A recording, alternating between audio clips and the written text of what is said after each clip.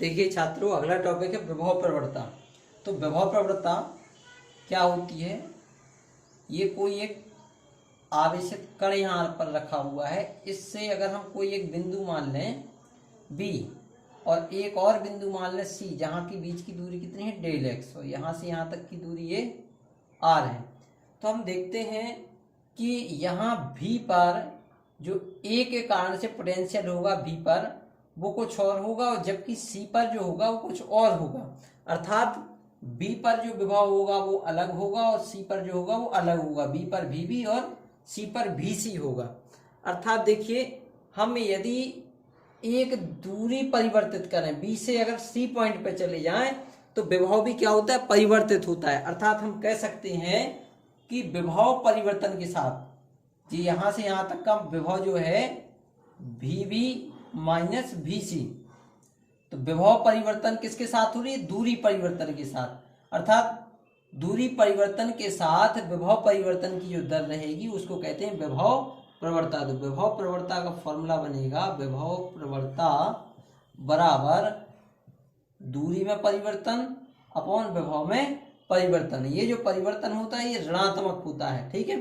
तो विभव प्रवणता बराबर दूरी में परिवर्तन और विभव में परिवर्तन का जो अनुपात होगा वो विभव प्रवणता कहलाता है। यह जो होता है विद्युत क्षेत्र की तीव्रता के बराबर होता है। अर्थात ई बराबर भी हम लिख सकते हैं delta we upon delta x. यदि दो चालक प्लेटें हैं और इन पर बराबर और विपरीत दिशा में आवेश है तो भी यहाँ पर अगर हमने माना प्लेटों के बीच की दूरी डी है और दोनों प्लेटों के बीच का विभव भी है, तो ई बराबर फॉर्मूला बनता है वी अपॉन डी। अर्थात दोनों प्लेटों के बीच की दूरी और दोनों प्लेटों के बीच का विभवांतर, तो E equal V upon D.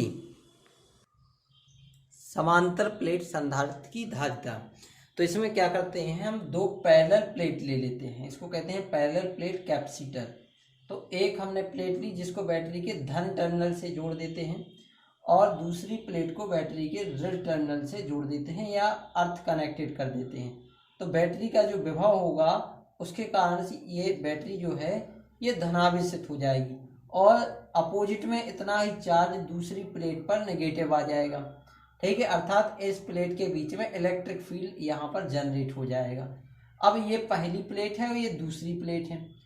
अगर हम बाहर के टर्मिनल की बात करें तो बाहर की तरफ जो विद्युत क्षेत्र होगा, ये विद्युत क्षेत्र देखिए बाहर की जो विद्युत क्षेत्र होगा ये 0 रहेगा और यहाँ बीचों बीच जो होगा वो विद्युत क्षेत्र E रहेगा।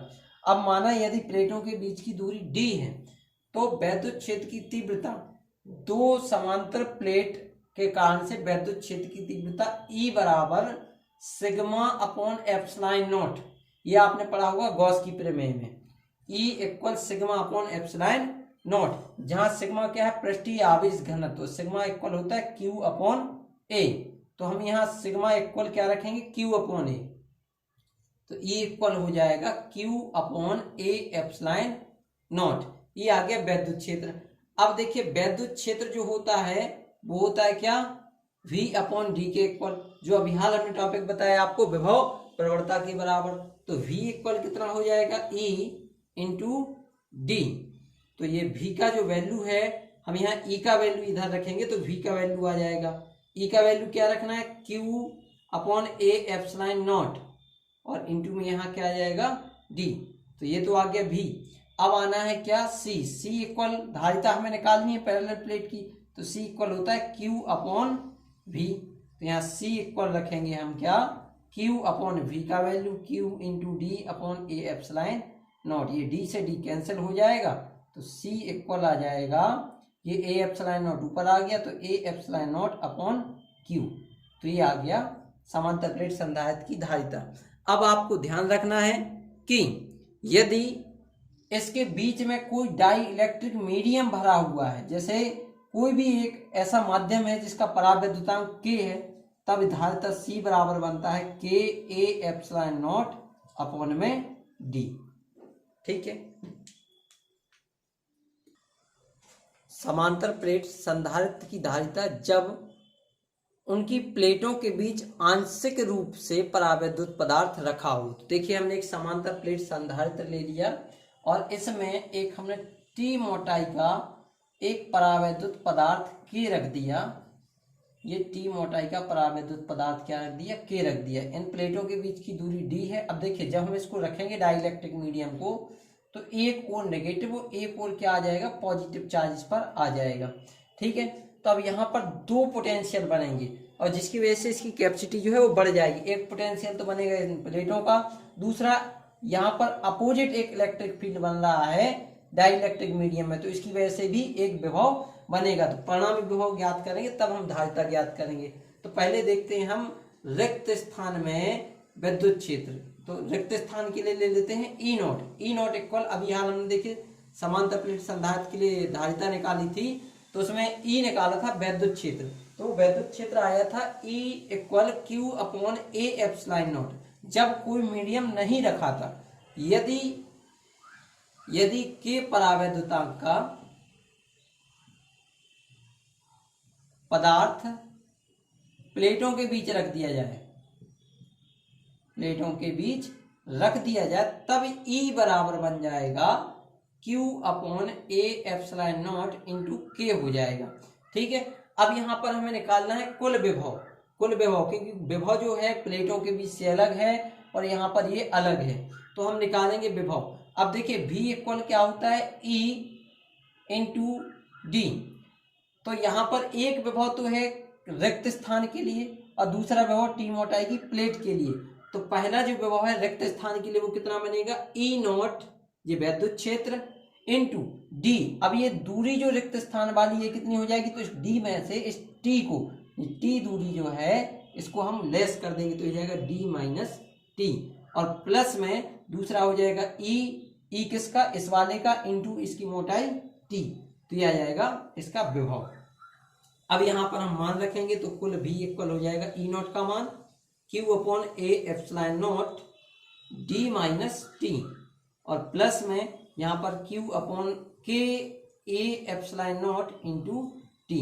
इसमें जो भी कॉमन है वो वैल्यू कॉमन ले लेंगे, तो यहाँ Q upon A epsilon not common ले लिया हमने, बचा क्या, D minus T plus T upon के। तो ये आ गया विभव। निकालना है हमें धारिता, तो धारिता, वैद्युत धारिता C इक्वल होता है Q अपॉन V।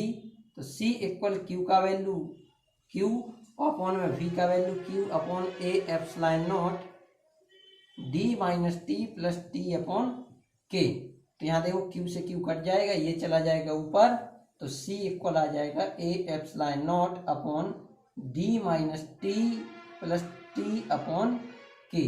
तो ये आएगा जब हम टी मोटाई की कोई परावैद्युत प्लेट संधारित्र की प्लेटों के बीच रख देते हैं तो धारिता।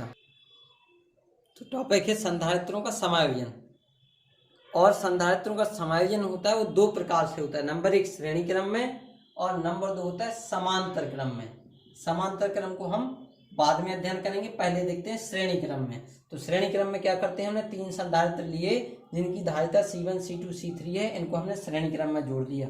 श्रेणी क्रम में जोड़ने के लिए क्या करते हैं, हम पहले संधारित्र की पहली प्लेट को बैटरी के धन प्लेट से जोड़ देंगे और दूसरी प्लेट को दूसरे संधारित्र की पहली प्लेट से, दूसरे संधारित्र की दूसरी प्लेट को तीसरे संधारित्र की पहली प्लेट से, और तीसरे संधारित्र की दूसरी प्लेट को आगे से नेगेटिव टर्मिनल से जोड़ देते हैं, अर्थ कनेक्टेड कर देते हैं।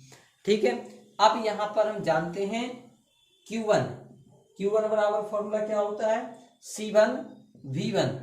तो यहाँ पर जो V होगा, ये V कितना हो जाएगा, V1 बराबर हो जाएगा Q1 अपॉन C1।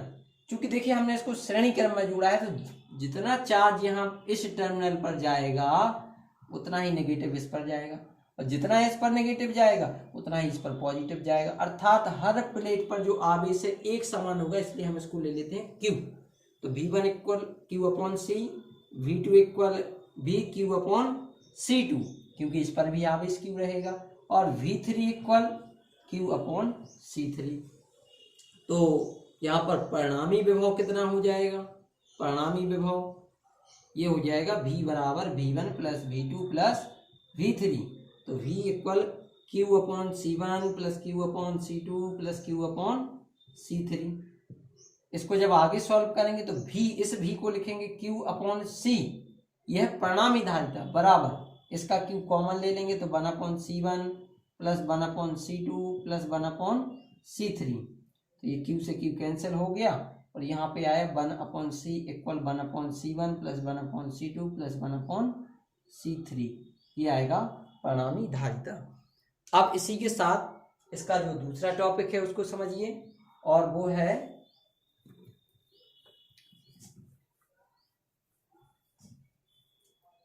समांतर क्रम में संयोजन।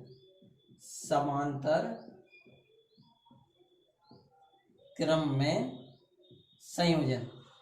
तो इसमें क्या करेंगे, हमने 3 संधारित्र लिए जिनकी पहली वाली प्लेटों को हमने एक टर्मिनल ए से और दूसरी वाली प्लेटों को दूसरे टर्मिनल बी से कनेक्ट कर दिया। टर्मिनल बी को जो है हमने अर्थ कनेक्टेड कर दिया और ए को बैटरी के धन टर्मिनल से जोड़ दिया। अब जब हमने इसको इस तरह से जोड़ा है तो इन पर जो आवेश की मात्रा है वो अलग अलग जाएगी, क्योंकि इनकी कैपेसिटी कैसी है, अलग अलग है। तो यहाँ ये कैपेसिटी C1 C2 C3, तो धारिता भी होगी, इनकी धारिता अलग अलग है तो आवेश भी इन पर अलग अलग होंगे, लेकिन समांतर में होने के कारण से इनका जो विभव है वो एक समान रहेगा। ठीक है, इनका जो विभव है वो एक समान रहेगा। तो अब यहाँ पर किससे निकालेंगे, Q से। Q इक्वल क्या होता है, तो यहाँ Q1 निकालेंगे। Q1 बराबर हो जाएगा C1 भी। अब देखो भी क्यों, क्योंकि विभव सभी का एक जैसा है। Q2 बराबर भी हो जाएगा C2 भी, Q3 बराबर हो जाएगा C3 भी। अब परिणामी आवेश या बैटरी से निकला जो कुल आवेश है जो प्लेटों पर गया तो वो कितना हो जाएगा, तो परिणामी आवेश Q बराबर Q1 plus Q2 plus Q3। अब देखो Q इक्वल कितना हो जाएगा, तो परिणामी धारिता इंटू विभव बराबर Q1 का मान रखेंगे C1 भी प्लस C2 भी प्लस C3 भी। अब इसमें देखिए हम क्या करेंगे, V कॉमन ले लेंगे, तो यहाँ बचा C1 plus C2 plus C3, V से V कैंसिल हो गया, C बराबर आ गया C1 plus C2 plus C3। इस तरह से आ जाएगी परिणामी धारिता। तो ये जो संधारित्रों का समायोजन है ये बाय चांस पेपर में पूछा जाता है, लेकिन इससे रिलेटेड जो न्यूमेरिकल हैं, डायग्राम बने हुए न्यूमेरिकल आते हैं वो ज़्यादा इम्पोर्टेंट हैं। तो इसके न्यूमेरिकल आप लोग बुक में से लगाना।